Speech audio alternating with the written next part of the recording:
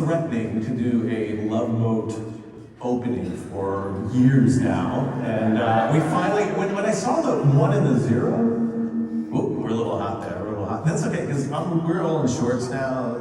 Nothing matters tonight. When I saw the 1 and the 0, I was like, this is it. This is the time we have to do it. And we actually kept it secret from everybody until like 2 days ago. Brian and I were the only ones that had seen it. And so I hope you guys enjoyed that. So your crew is here. We're going to invite Tony Baxter and Tom Morris to the stage.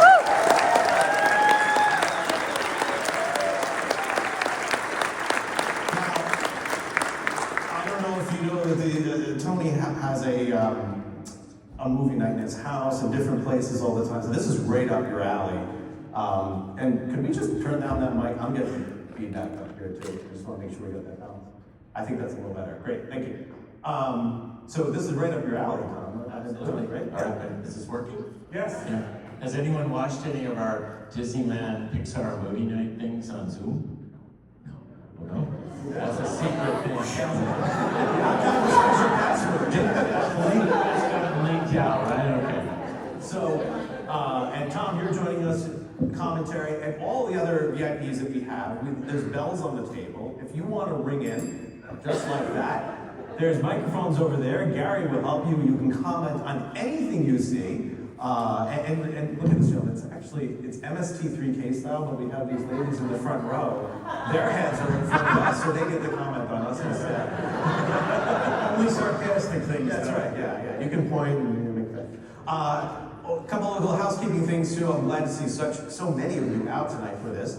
A couple things regarding your name tags. Please leave them tonight. We've told the Disney crew to please leave them so that you can come back at the same spot tomorrow. I only had to replace one so far. That's right. That's a record because we lost everyone in the last time. And a little history about movie night. This is our first time ever doing it live. It started during COVID when we had all these other movies backing up, and we wanted to bring the film experience out to everybody during COVID, and we started doing it, and it really became a thing. And we do it about 2-3 times a year or something like that now. A holiday one, a summer one, and then if we can fit another one. Yeah, we kind of do it ad hoc. So nothing scripted tonight. This is just to have fun. We have a bunch of selected things on here. We might play some, we may not. I don't even know what your show is. Nothing ever goes wrong. Well, I can say one thing. Hal and I were talking. We have a great 21-minute film. It does not need narration because it has its own sound. At the very end, we're going to play that. Let you sit here. You can watch it or if you don't want to. But it is the original preview film from Walt Disney World that we managed to get on 16 millimeter. We showed it years ago on a platinum movie night with donors, and nobody else has seen it since then. So it's been restored, and it's absolutely incredible views of all different things. So let's sit down the computer. We're going to make errors. We're going to delete files. Let's see what happens.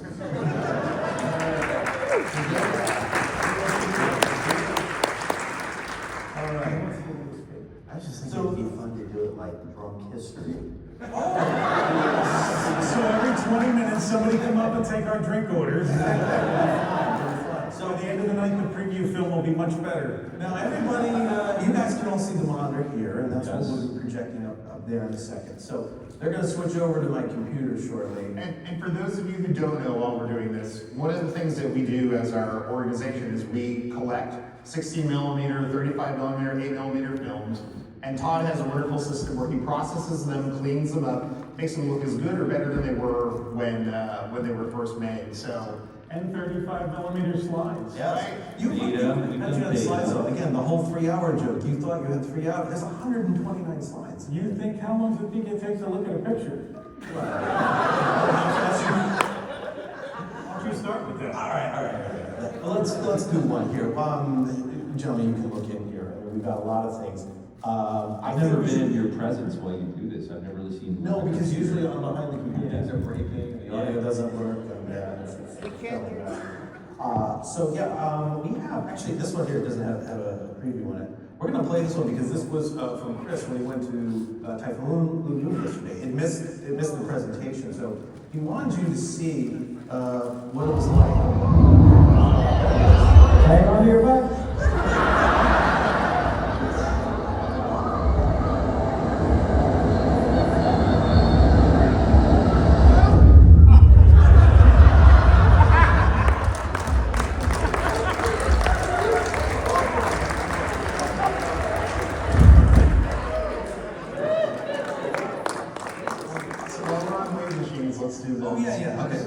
So I'm gonna delete that so we don't accidentally, yeah.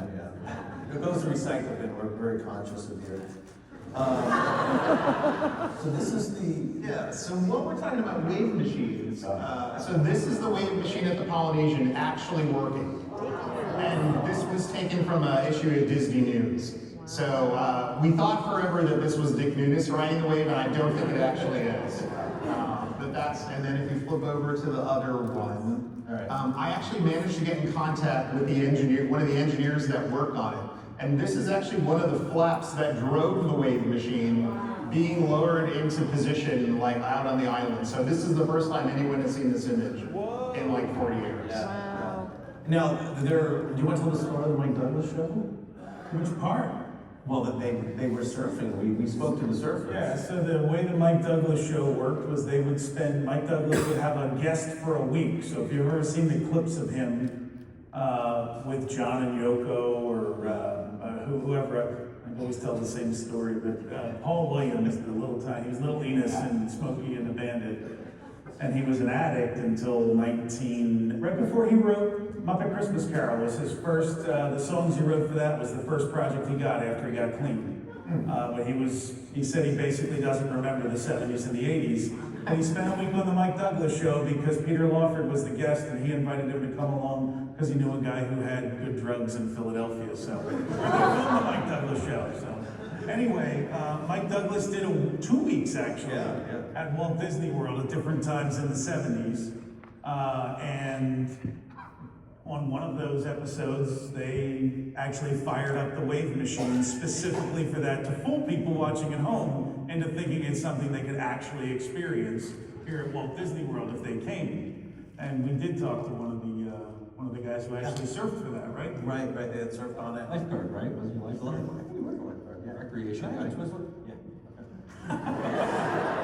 I have an older postscript to this wave machine thing, is that before the submarine ride opened at Disneyland, they had a wave machine installed on that lagoon with the hope that it would obscure all the animated fish and everything and make a rough wave thing. And we actually found some footage, which I don't have tonight, of that thing working. But in all my life, going back to when it opened, I've never seen this, but it actually was there, and it churned up the entire lagoon. Yeah, I don't know whether they actually did this or not, but I've seen memos about them estimating it. They were gonna do it for the tuna boat, for the Chicken of the Sea.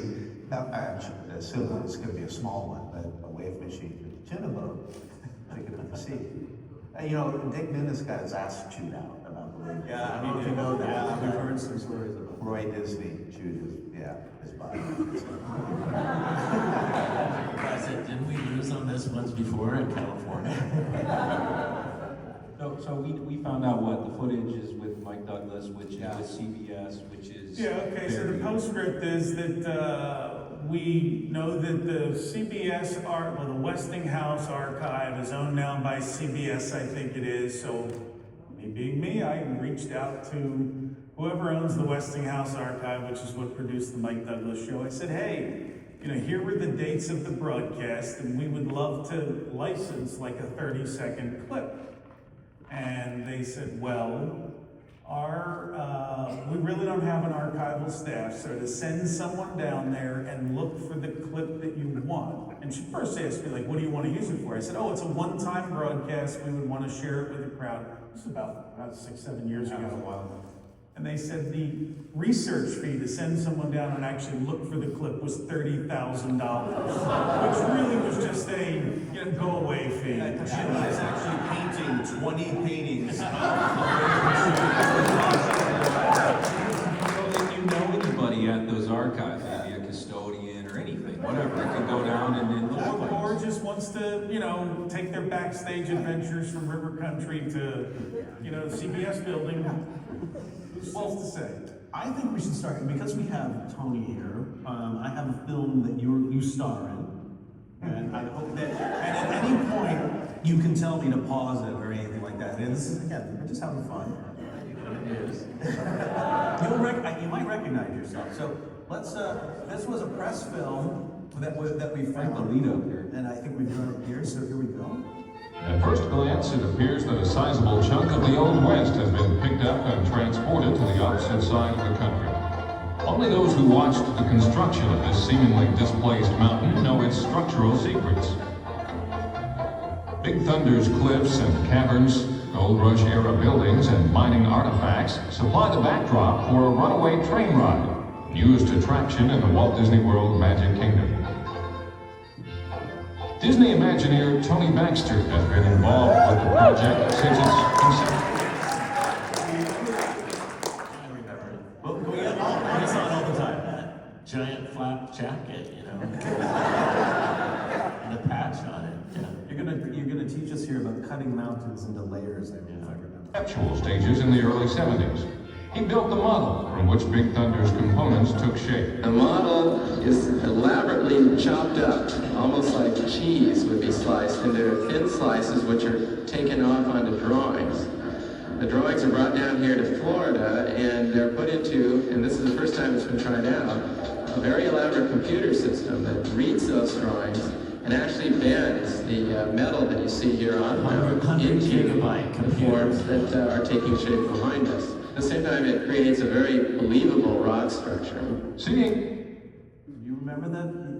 Yeah. You do, yeah. And the weird thing is we were doing Disneyland simultaneously, and in the middle of all that came Figment.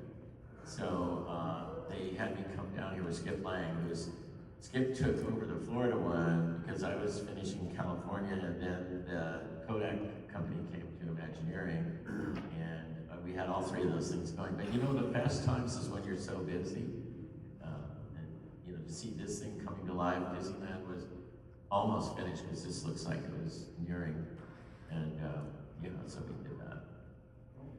And I think when we're done here, you should probably, what you can talk about too, is Fred Yerger, we're gonna see his rock work. He's in this too. is believing when it comes to Big Thunder Mountain, but there's more than meets the eye. There's a lot of steel in them thar hills.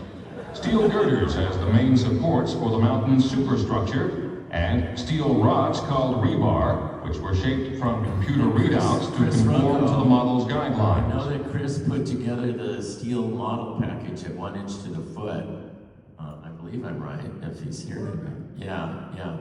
And I think I have footage of him doing that somewhere. Yeah. Wire mesh called lath is attached to the rebar, and the buttes and boulders begin to take shape.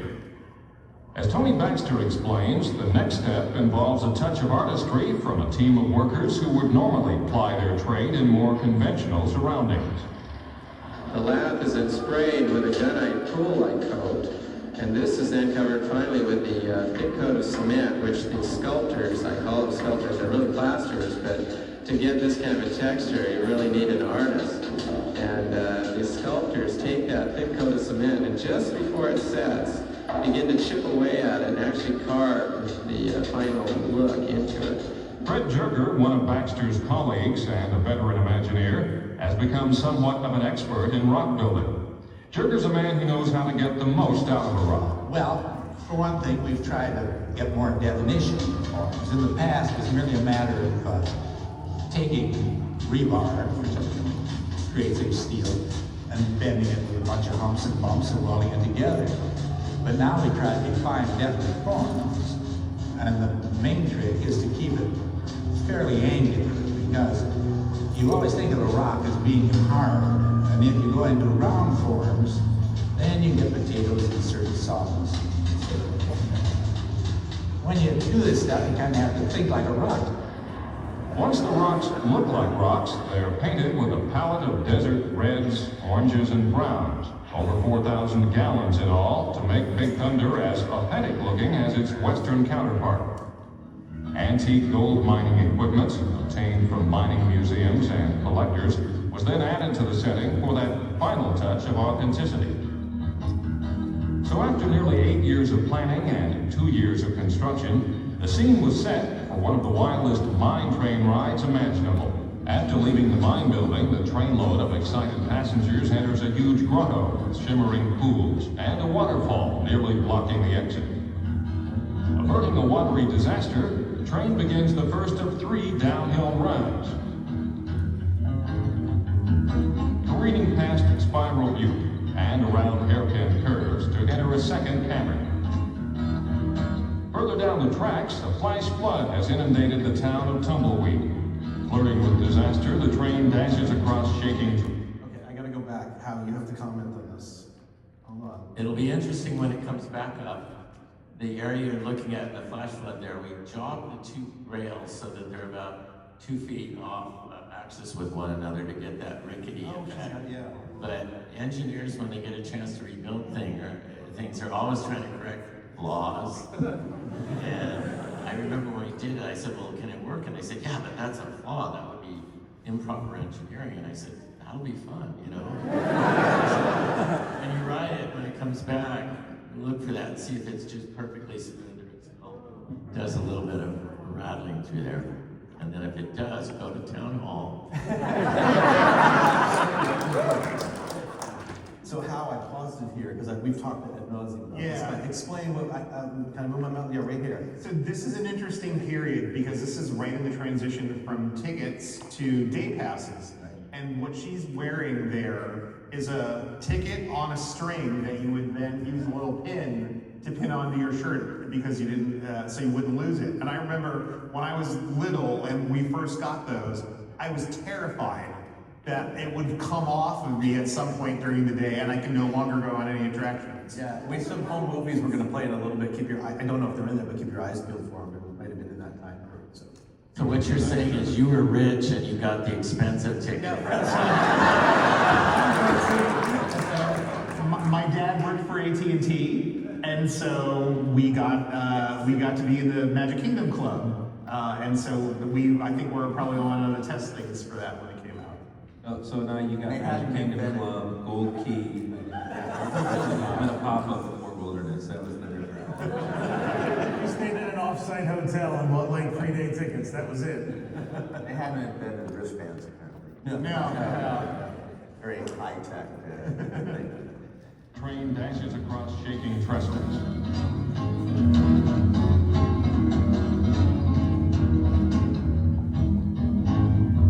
While Big Thunder contains the basic elements of a roller coaster, that's only the beginning of the adventure. The emphasis here is on the show around you. At one point, the engine forges into the darkness to encounter an earthquake-triggered avalanche, making eventual escape seem unlikely.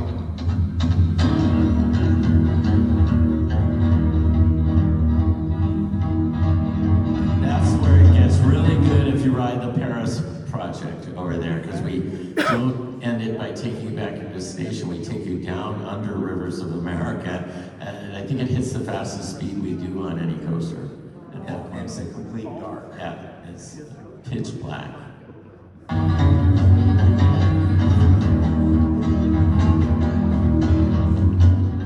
Searching for safer territory, the train speeds full throttle through Dinosaur Flats as giant geysers erupt, signaling the safe end of a thrill-packed journey around Big Thunder Mountain, a blending of computer technology and the excitement of the Gold Rush days. No Bob Jolly. He was in California at that time. So, Tony, I have a question that's been bugging me for years. Were all of the animals in Florida's Big Thunder, were those from Nature's Wonderland, or were they copies? There might have been some additional ones, but the cat on the cactus is from it was actually the iconic logo for the Living Desert that won an Academy Award, and that's still down here, unless they took it down. No, I think it's And then, we shared them with Disneyland. Disneyland does not have the same topography, so you have the flash flood. In Disneyland, we did Coyote Canyon, and those coyotes were from just before you went into the Rainbow Caverns portion of the ride. And then I think you have the majority of the Mark Davis-ish cactuses that are all shaped like strange creatures and stuff. So those are here.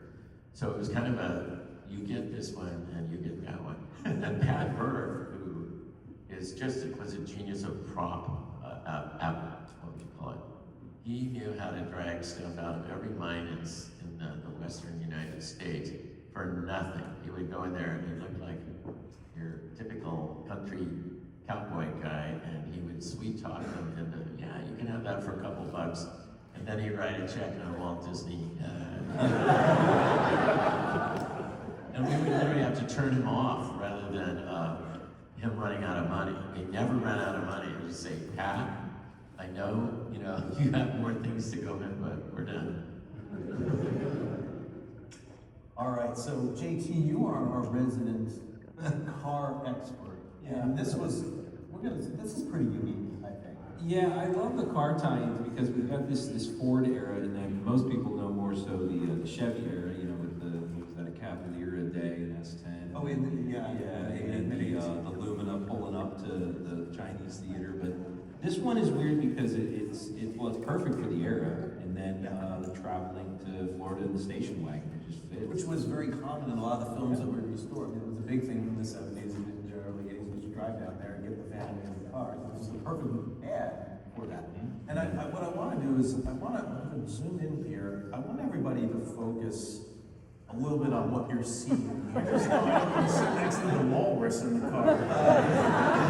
You might take I don't care how big the car The is. checkers, the Alice, Don't be silly. the cargo officer.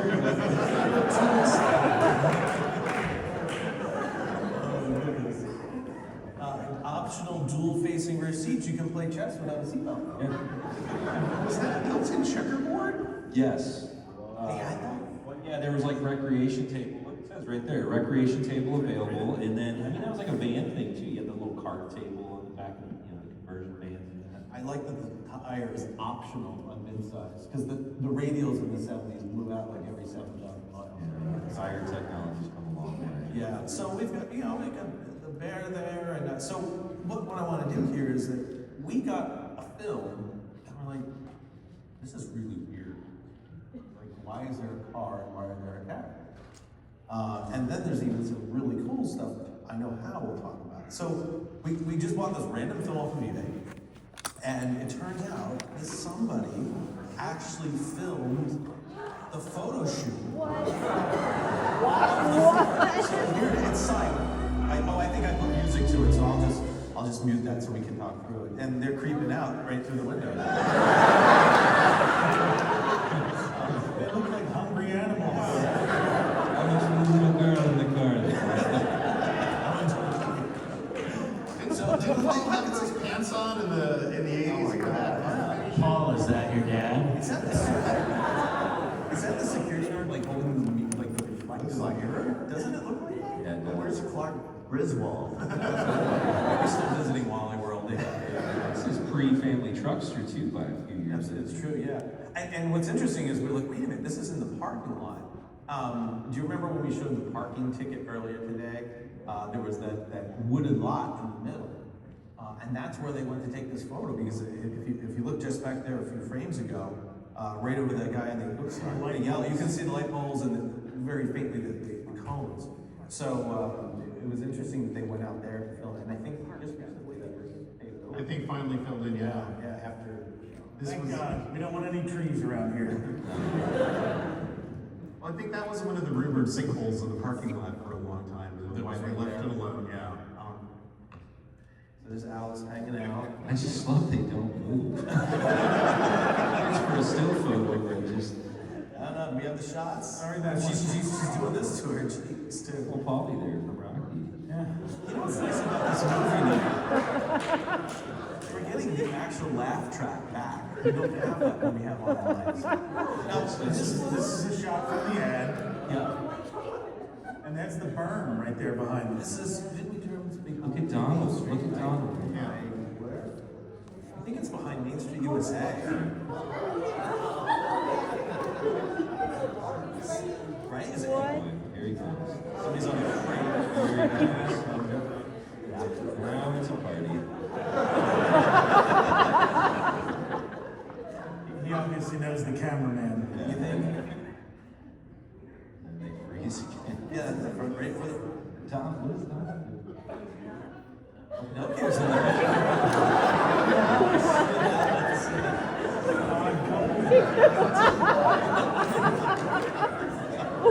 Who's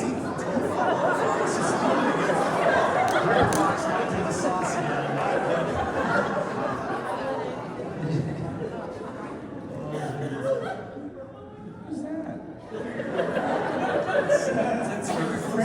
Fred Gargan, male prostitute. You know, yeah, they put their, Tiny Alice's. I can't figure out where this is. That's. you think it's behind Main Street? I mean, the berm is somebody shouting. There's Behind City Hall. oh, is that behind City Hall, we think? Yeah. Okay. The backside of City Hall, right? It's like very close to the backside of. So is that the Jungle Cruise right behind them? Yeah. Not far, yeah. Yeah, that's, Maybe we'll bring up Google Maps. We probably do. Does anyone have a date on this? there's 5 OSHA violations right there.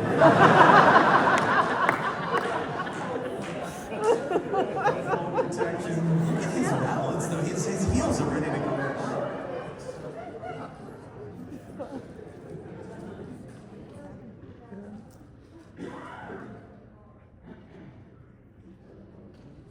Okay, so I'm going to stop it here because I know, well, there's a part that I wanted Hal to talk about. Yeah. A lot of these films, they're on our website, but there was a specific part. I think they pan around. Yeah, Oh, they pan there around. it is. Right there. Look at this. Okay, so Hal, I'll let it run and then you can kind of tell Yeah. everything. Oh, so there it is. So there's the Easter Wind, the Chinese junk that was not only docked at the Polynesian, but also would go out for pleasure cruises as well. So it was available for corporate rentals, and I think eventually they sold it as a ticketed thing too. Yeah.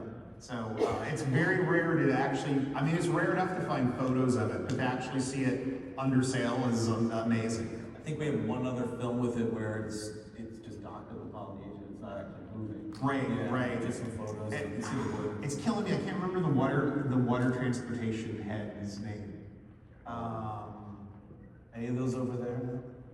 So the reason that it is no longer around is because it's killing me. I can't remember his name now, but he fancied himself the captain. He wanted to pilot everything that was out on the Seven Seas Lagoon, and they were bringing it in between in that route by the Contemporary where you have to go underneath the 2 monorails.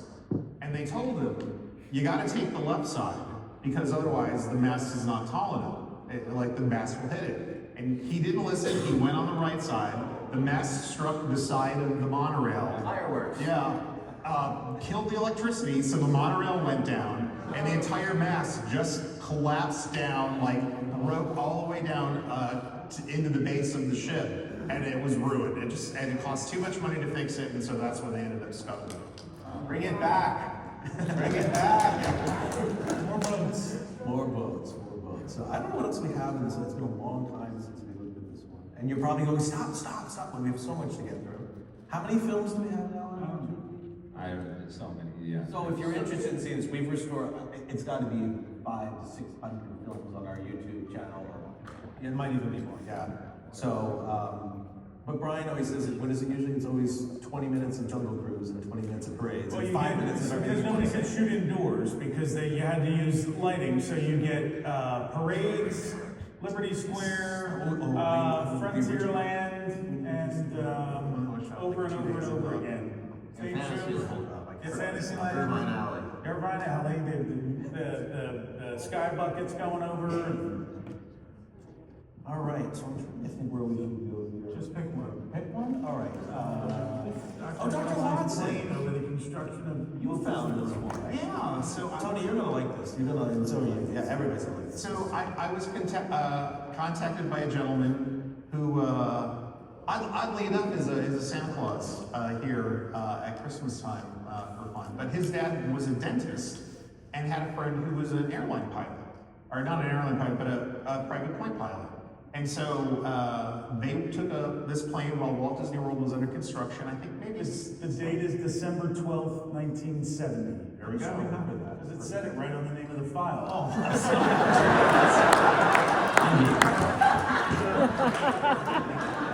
And I'm the one who names these files.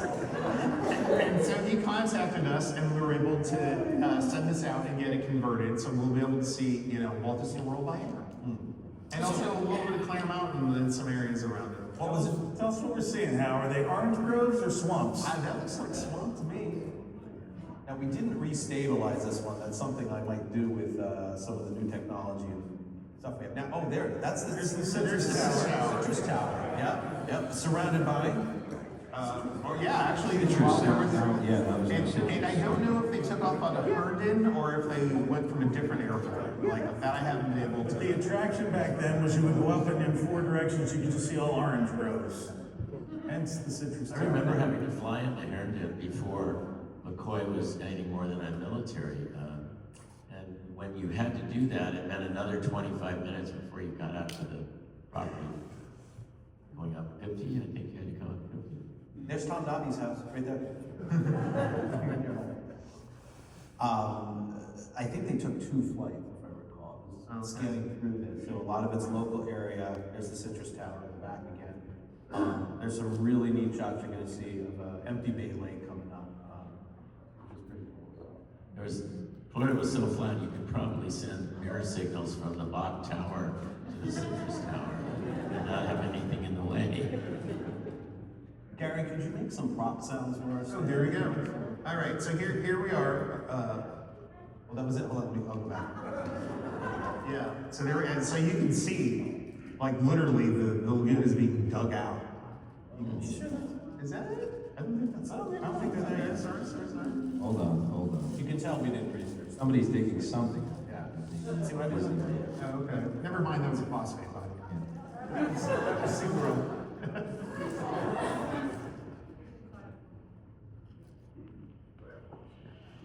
That looks like a canal there. Oh yeah, so that wasn't. Yeah. Okay, there we go. So there's where River Country and Fort Wilderness would be. The canal was done already. Bay Lake is there. Seven Seas Lagoon, I think. So this was after Bay Lake was drained and they hauled all the white sand out. No, they found natural white sand at the bottom. Didn't you know that? Yeah, and they hauled it out. Yeah. Scraped it up, whatever. So there's good photographs of it drained. I think we see more of that. So I think this was their first play. They go back up. So that I think that's downtown. It was baseball stadium. It's a diverging zone. Nobody came tonight, thought they were gonna see highways tonight.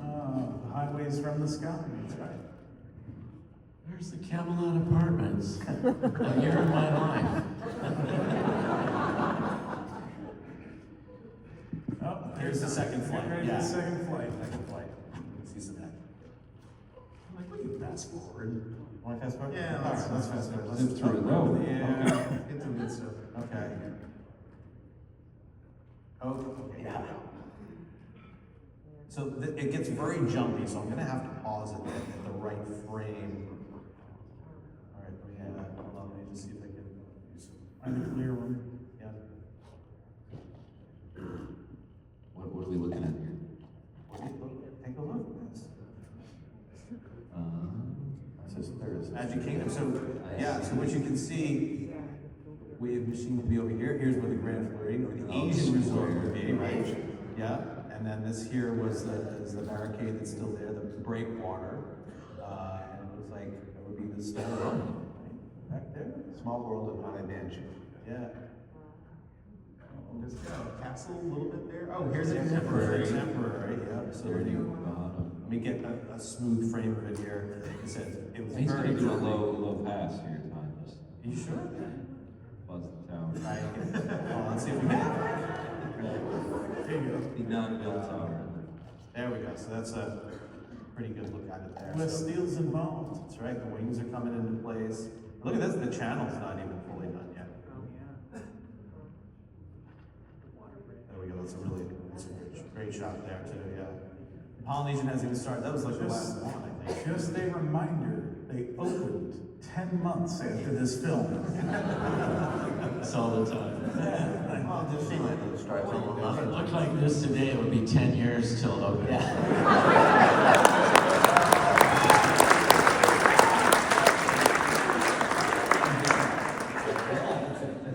That's a ticket and transportation center. The footings Yeah. just starting to come out. They're unbreakable. It really is. And this is a gem of a film that you would.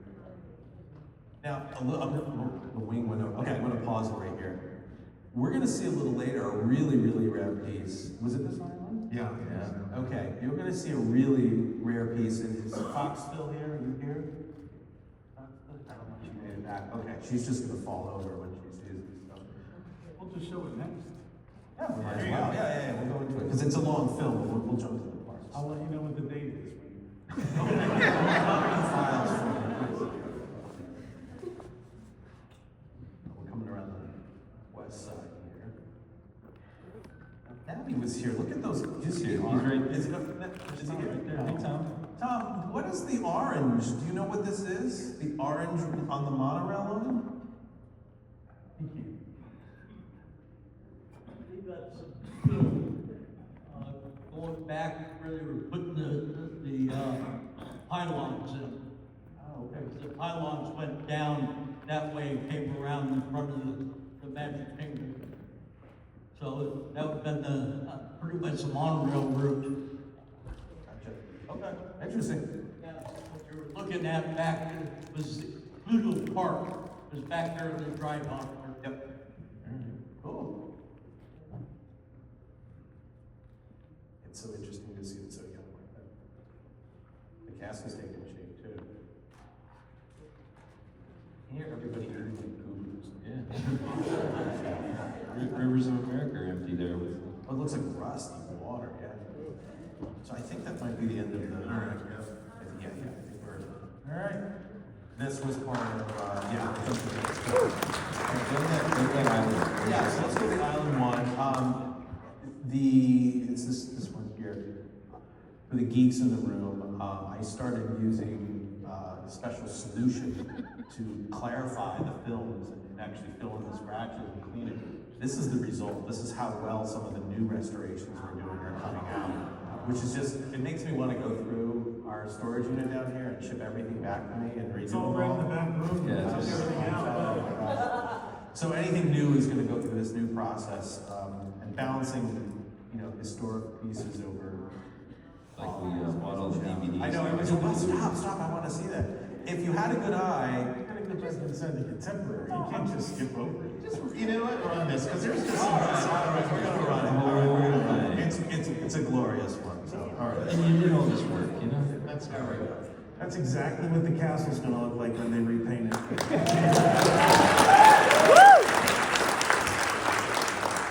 So you'll notice a little bit of jitter and judder. These were filmed at a different frame rate that your regular television or computer do. What you feel like when you drive a Ford. And back Don't there is look at that where the costumes were really something back then, weren't they? Well, the hats just came right over it, yeah.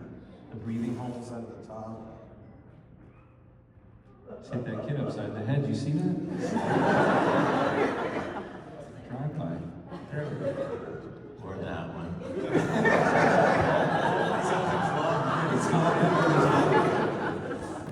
Out of the parade room.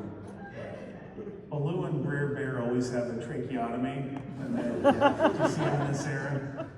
Actually, the gentleman who filmed this, and we know it's a gentleman because he passes the camera later on off to somebody else to film him. He knew what he was doing. It's very rare is that we get this good footage. I mean, yes, it's been cleared up, but it's amazing this came from an 8mm print. I have a great monorail story. It was in August of the 71, and they were trying to push everybody to get further along, so they scheduled a ride on the monorail in the evening, in the middle of August, and we all got up on ladders in the back storage area, and they brought it out, switched the track, moved it over to the front of the Magic Kingdom, stopped it, and then turned all the lights on the castle for the first time. And we were all on board the monorail, and it was like one of those goosebump. This is really going to happen, and there it is, in this beautiful glowing castle. Then we went slowly around past the Poly and into that I'm glad you stopped it there. All right, there was slag falling from all levels of that hotel as this monorail with two red lights flashing on the top of it, going through this darkened thing with all these fireworks from each floor, metal falling all over. I just thought, what are all these workers on these levels that are on the third shift thinking as this thing out of tomorrow pierces through this lobby? And it was like just amazing, and the fact that they got so close to finished at just a month and a half half from that, less than a month. Yeah, a month and a half. I did those trees, I did those models. That was for Mary Blair, designed those. And I built the little model, and she was coming in right about every single day to see how those looked. And they were to be aspens, but through her eyes rather than mine. That's pretty cool. I've never seen those. They're long gone. We had an episode called that. Yeah. Those trees were so cool. Gosh. So we got, the grounds here. So what I was saying earlier is that this gentleman really knew what he wanted to film and really did a great job at it. You're gonna see some incredible footage later that when I first saw it, I thought it was, original Disney promotional film. You're gonna see a little bit later on where they're out on the water, like, he had the shots absolutely perfect. And if you're really keen eye, I used a lot of this in the Love Boat opening, so you might recognize some of this from our earlier film. Did you get a date on this? Is it? Brian, did you read the? It said early 1972. Yeah, there we go.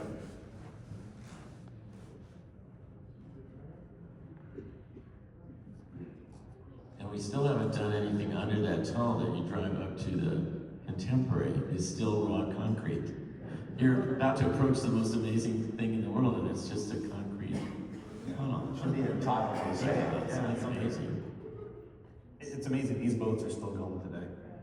And they're all along. Good job, Morgan Yacht. Who built it? Pulling into the Polynesian. And we've discussed on other movie nights too. This was really expensive to do back then. You were $1972, $73. You were probably, what did we look at? $6 to $8 back then for film and processing, something like that. So for 3 minutes of silent film. So consider yourselves lucky that you don't pay, that much for every 30 seconds you film on your phone. There's one of the Osceola class side wheelers that just fell off the screen as it was saying. Mike, it comes about. There we go. Which were awesome, but just too small to really haul enough people back and forth. They had party nights on them that could be booked. And I remember when the studio tour opened in '89, we had a big bash on board one of those. Bob around, some sails boats. A bob around boat right there in the middle. They were out there for 6 hours.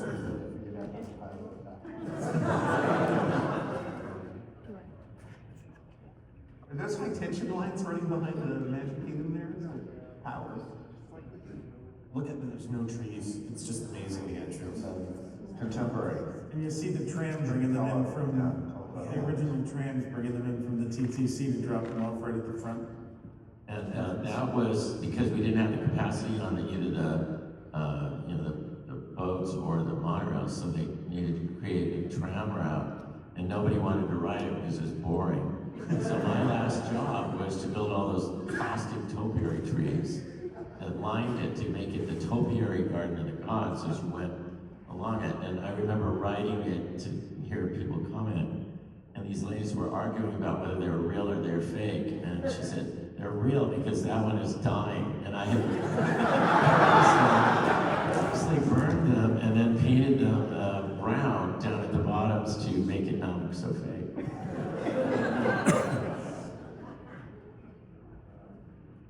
So we haven't even arrived in the Magic Kingdom yet. This is what's amazing.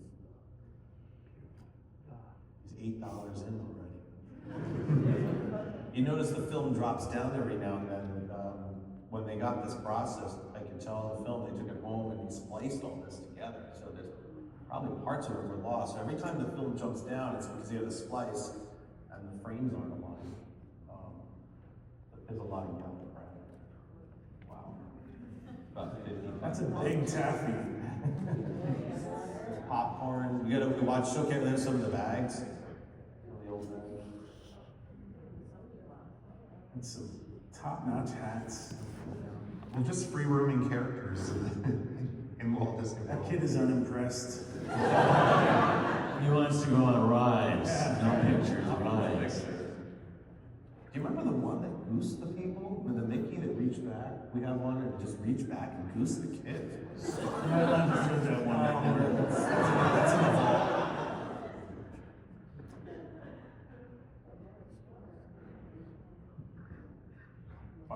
Those were, I forgot the bucket hat that I bought. That was a big deal back then. Yeah, it was. What is that? What do you think that is? That Birds. The doves, the white doves. Oh, that's where they released them from. Yeah, so it's right before 5 o'clock. Ah, look, timed the photo. Yeah, and actually you're right because the sun's in the west here. Popcorn's in the same spot. If you're a popcorn connoisseur. These shots are just amazing because most people wouldn't take this stuff. So were the balloons still run by that outside vendor at this point? Yeah, I mean, that might be Dave Minicello right there. I don't know if he turned around, we can see. Is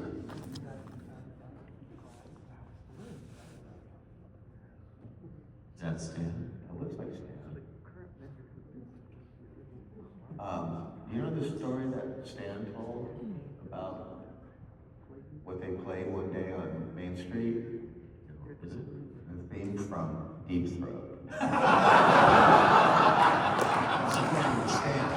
not me making that up, that's right? Todd James Pierce? That's where I heard that story. Oh my God. Is the flag a treat? And there's the doves. Oh, mystery solved. What's funny is I look at these films so much while I'm transferring them and they're going behind my computer screen and then I edit them in color grade and all this stuff. And it's not until we sit down like this that I really get to study them. And you know, Al's like, look, there's Pantone Color 349 that was used on on that building only for 2 years. Where did the doves go? They released them from the box. I got new ones every day. I think aren't they homing pigeons? So they're doves is a nicer word than Yeah, you're right.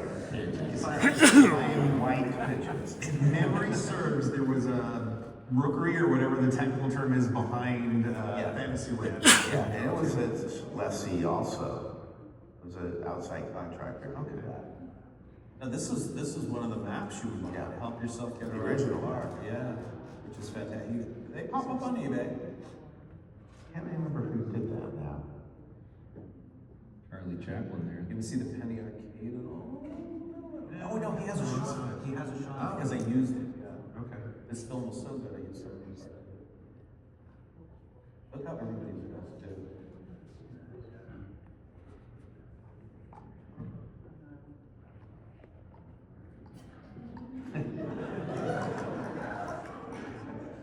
All right, who remembers those metal strollers going over the Adventureland Bridge, right? Yeah, and right into your ankles in the back. That's true. There's not a lot of leaves on the trees too. So what did you say? It was late. I think it was early 70s. So maybe January, February. Yeah. So this is fairly new. I remember climbing up to the top and coming out of the balcony of the top turret. And the balcony is about half scale at that point, so it's about 18 inches to 24 inches tall. And you got a little bit of vibration up there, and you thought if a wind came up, I'd just blow right off the edge. And you had to climb a ladder inside, it was hollow. Vertical ladder. Yeah. And if you did it in the summertime when it was warm and humid, the rungs would be sweaty. Like, your way up was okay, but your way back down, every rung was wet. Yeah, not fun. And if you saw in the back here, this is the configuration when Dumbo was still in Fantasyland. So you'll see that right on there. On boats, do we get one of those? There's Not yet, they weren't in yet. 73.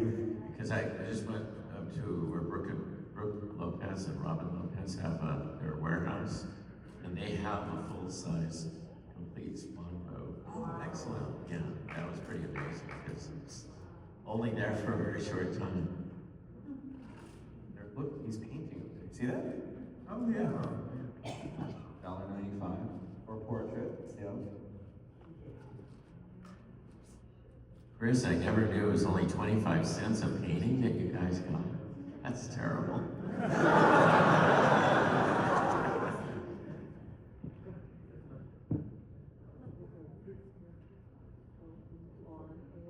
Marsha. Sure did.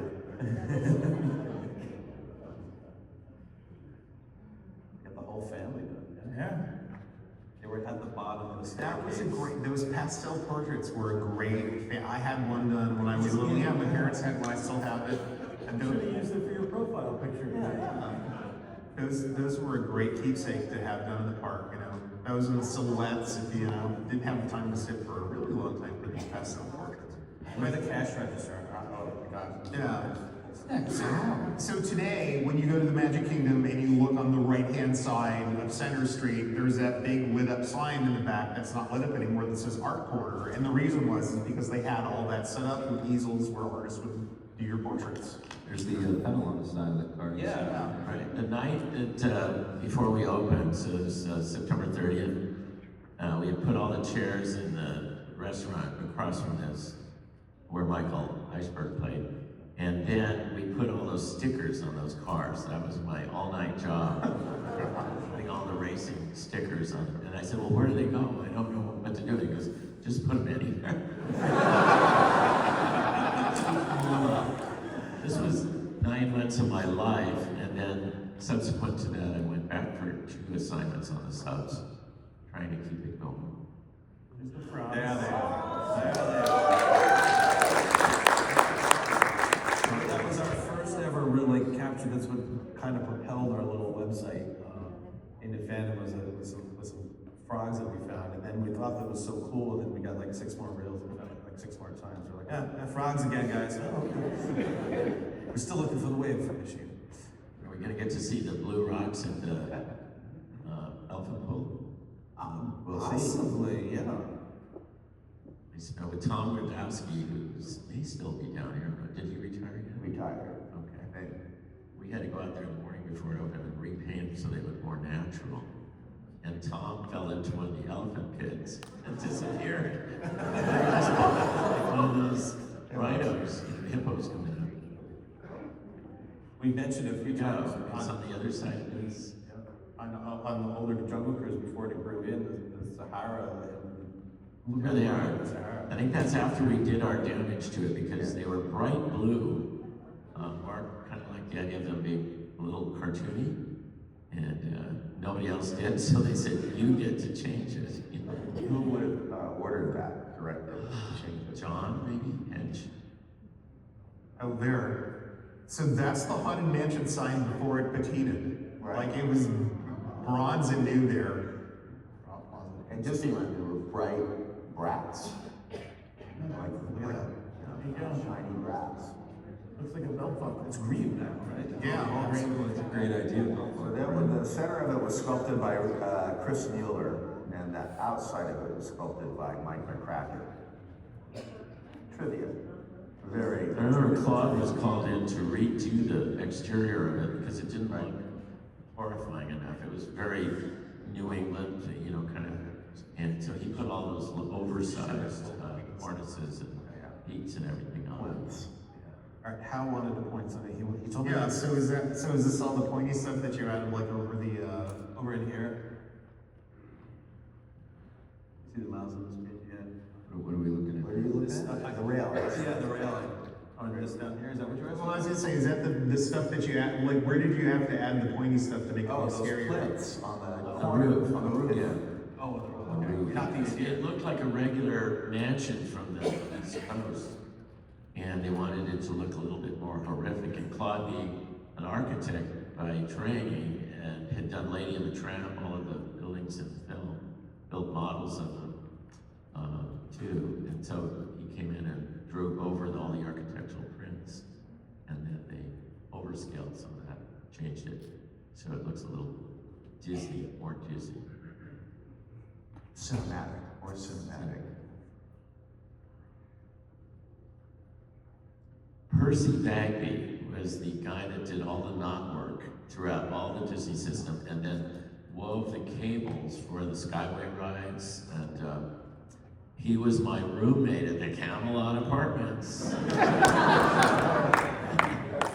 They look really good now.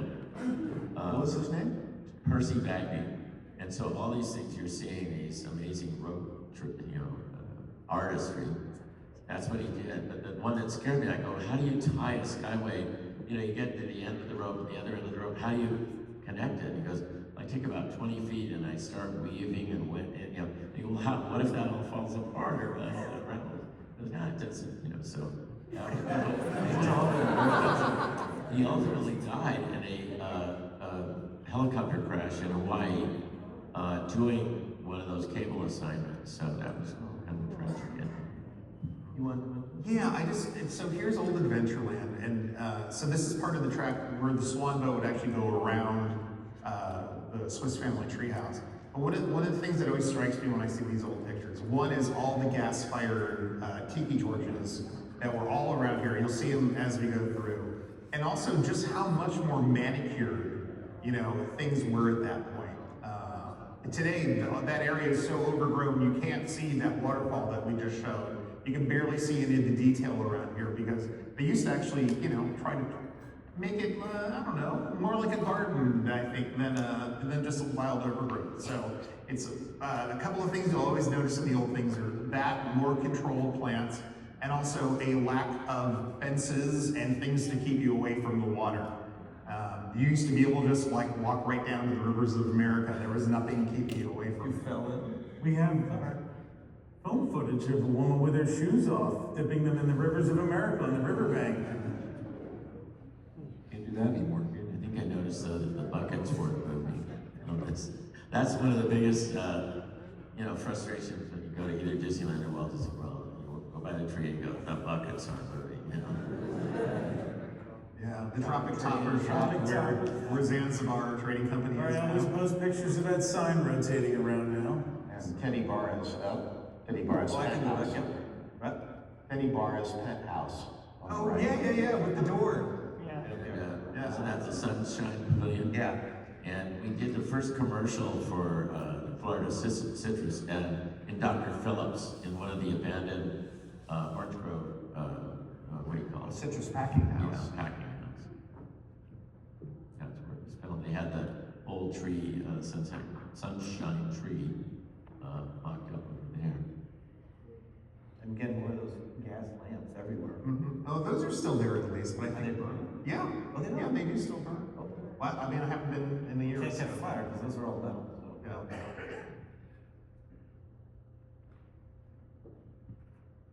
How many out here take pictures and photo videos of this like that? We all zoom into the roof. We've got a couple hands. Okay, good. In 2075, they'll be reviewing your videos. A lot cheaper now. It is a lot cheaper, yeah. Oh, I love these birds, which have been gone for years and years now. They were really neat. These. I never noticed those. We got a plaid.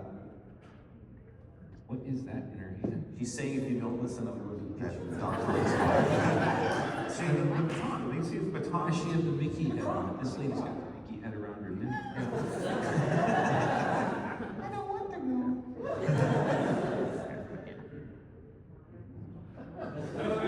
go. She seems skeptical.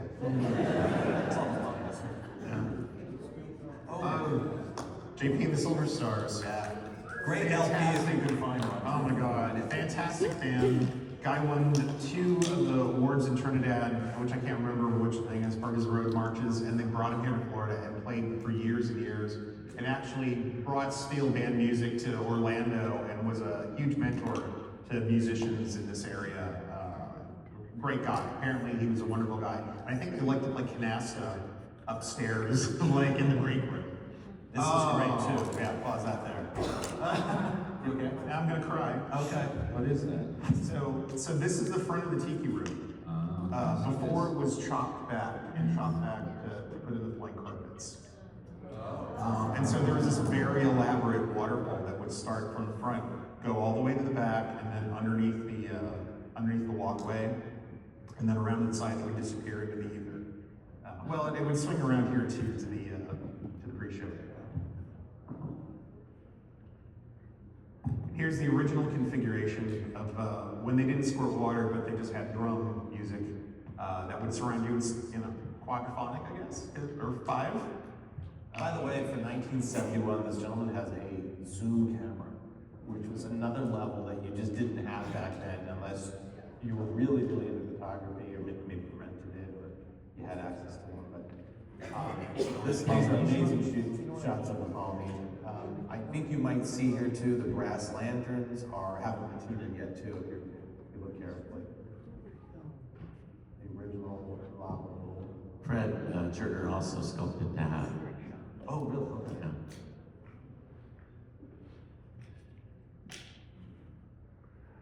Yeah. He also did that beautiful orchid rockwork garden that was in the lobby, which I kind of miss a lot. Is that kidding? That's how. Yeah. I'm like, so while we were good enough to have the pass, my parents were nuts bringing $32 to stay at the hotel. It's like, we'll just drive you there. You know how hot those vinyl straps got that you had to sit on during the day? Oh, yeah. That's why those people are fully clothed reading the newspaper. Don't run. I don't like no running, please. Kids don't run. Somewhere back there is a phone in a box that I always like to point out that they had like built into the side of a tree. Like a house phone. They had one in Adventureland at Disneyland like that, built into a tree, a house phone. When was the last time you saw any resort that had a diving board too, right? Sure. Okay. This is I gotta pause it for a second. So this is where it gets absolutely amazing when you watch this guy's shots. And we're gonna pause it when we get to a destination that I don't think anybody in here has seen photos or let alone film of. We've talked about it. We've talked about, there's a bobble around boat in the background there. There is one still photo of it that's in circulation, which is how we know about it. Yeah. Okay. So I think it was Fox that brought that to people. Here.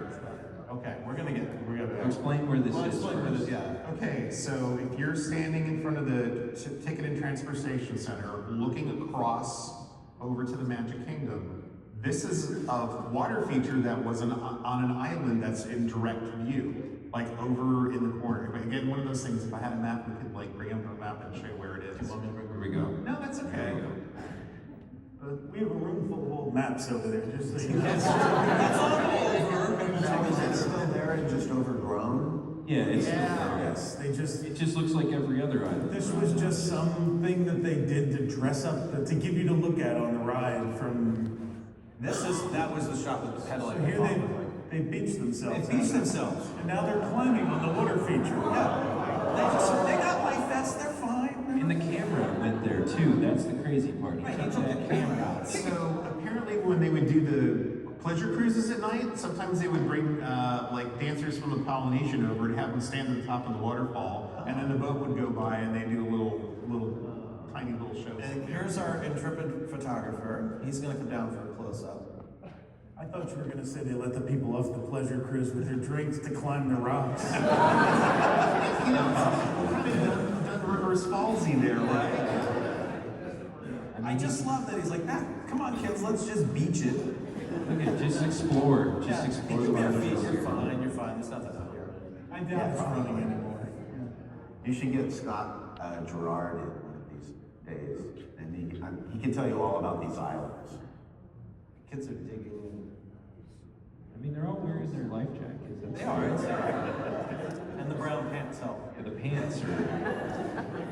See, I never thought about slacks. There he is. All right, Tim, you know We're coming in. Yeah, that was it. That's all he let the camera out of his hand. There's the lantern instead of patina. I mean, they are just original opera, I think. I always say if you want to make some men at the Polynesian, bring some Brasso with you on a trip. Clean one of them, and then walk away. Because then someone will be forced to clean the rest of them. Yeah, let's. There's the challenge for the room. Somebody walk by, just give it a swipe every few days. It's gonna be recorded. I can smell this. I can smell it too. It was a Very distinctive distinctive. thing. Yeah. They're cleaning the lantern. Exactly. It smells like Hawaii, is what it smells. Yeah. And look how he ends this film. This is amazing. It's just. There's a shot right there. Wow. That's a shirt.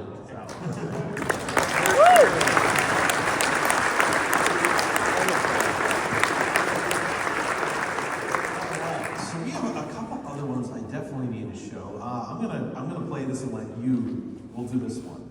Oh, okay, so let me do the setup for it, because it's a very short film. We've shown this once on the movie night. 1972, former Vice President Hubert Humphrey paid a visit to the Magic Kingdom about a week before the Florida Democratic presidential primary, where he was running against George McGovern, who was the eventual nominee. Hubert Humphrey lost badly in that Florida primary, so the visit to Disney World didn't do him any good. But the footage is cool, one, because you see them rolling out the red carpet. Two, because he lands at the Stolport. So the footage actually begins with him landing his plane at the Stolport, getting off, being greeted by Disney folks. Of course, he brought some kids in, so I think his grandkids. And then they march him through the Magic Kingdom. And the best thing is to watch the reaction of the guests who are like, Hubert Humphrey's here at Adventureland. Like, what's going on? Was he pleased with Sponge? Yeah. Yes. And that's a Shawnee Air aircraft. The kids' fashion. And like those are some rocking dresses, right? Yeah. Go-go outfits, like tall socks. There's Mickey. Nice. Trying to get Mickey's vote. It says wife mural. Those are safety lapels, so that way you don't. They're reflective. Yeah. He's got Secret Service detail with him too, doesn't he? Yes, we see some picked up. Yeah, so after the assassination of Senator Kennedy in 1968, presidential candidates got Secret Service protection and still do to this day. And what was his slogan? I saw, was it your vote counts? Was that something like that? It is. Just walking by the Haunted Mansion, Liberty Square. Oh, hey, There's his detail. And that ticket and information sign, I've never seen another picture of that. Really? Yeah, because you used to be able to get, that was one of the places where you would get tickets if you needed to, before they turned it into the Yankee Trader. right there. Just walk past the guy like, I'm waiting to go to the Haunted Mansion, but Hubert Humphrey's got to walk by me. Who's this guy? Are they taking him to ride the Dumbo ride? I think he actually does go on. Oh, hold on. Did you see that? That explains it. Oh, I just wanted. News News camera. Look at it. Okay, it's gonna come up. I know we're doing this like. There it is. There you go. Look at that Oh news yeah, camera. that's a 16 Right millimeter. there. Yeah. Because they would shoot the news on film and develop it in order to broadcast it that night. That's amazing. Which is why you got film at 11. That's Because right. it's 7 by 6 and it would be processed by 11 o'clock. Probably what that guy in the last film was carrying around too. Yeah. Learn something new every day. And this is really unique because we think they had the camera on one of the buses ahead, shooting down with this detail behind him. Look at him riding on the car. Hanging off the side. Why did they? Who and why did they film? Like who filmed this? Was this his people filming This was a PR footage, but it was probably Disney. Hubert Humphrey, President's Disneyland. He was Hubert H. Humphrey. Yes. And the phrase, the catchphrase, Jesus H. Christ. Hubert H. Humphrey. Oh, how about that? It's a useless factoid. Well, and the famous in 1976, I believe it was, Jimmy Carter accepted the Democratic nomination, and at during his acceptance speech, he famously thanked Hubert Horatio Hornblower. I have something we did that we wanted to run tonight. Well, yeah, we talked about it. Do you remember it? Oh, I know. Oh, okay. Well, What's the date? it's not on. It's undated. All right. Oh, this is, go ahead, let's get through this. So tomorrow we have a Living Seas panel. How many here went to Looking Back at Tomorrow? Because I can't remember. Our first event up in the Living Seas Salon. All right. You guys remember the opening film? So we had, what was her name? Alexander Hook Willis. Alexander Hope Willis. There we go. Alexander Hope Willis, who was the original voice of the Just Imagine for a moment. So we kind of did a play on that, and because we're doing the Living Seas tomorrow, it was an Epcot event. It doesn't really play into the Living Seas, but it does, and it's more Epcot. Right, but we got her to re-record audio for this. And we wrote a script, and I just think everybody would enjoy this. We'll let you listen in here. So If you're here 8 years ago, this is what we opened our show with.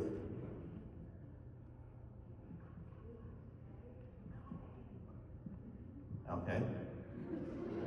Oh, I gotta go past Andre Gardner, that's why. It's all of his lights. Big bang, yeah, okay.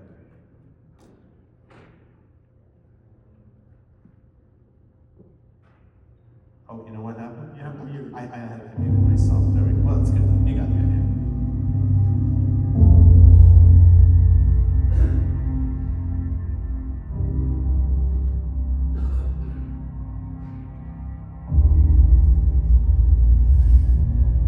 Try to imagine, just for a moment, that somewhere in the endless reaches of a state, on the outer edge of a county of 500,000 people, deep within a cluster of slowly growing trees, a tract of land of just the right size lies just the right distance from its mother star. Try to imagine. Now a sphere's creation begins as countless engineers raise panels into a sky of dreams. And then that sphere waits and waits and waits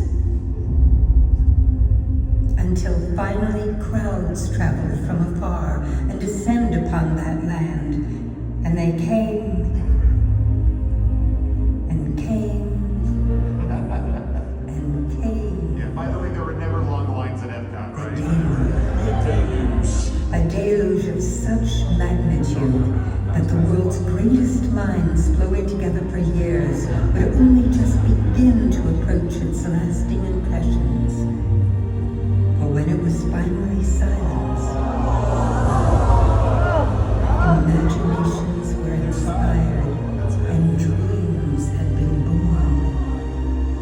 Try to imagine, just for a moment, a place of inspiration and imagination, a place of adventure, awareness, and discovery, a place that foresees a future of progress, hope, and human achievement. Try to imagine. Retro WDW welcomes you now to take the first steps back to that future. We welcome you to the living seas. We welcome you to looking back at tomorrow.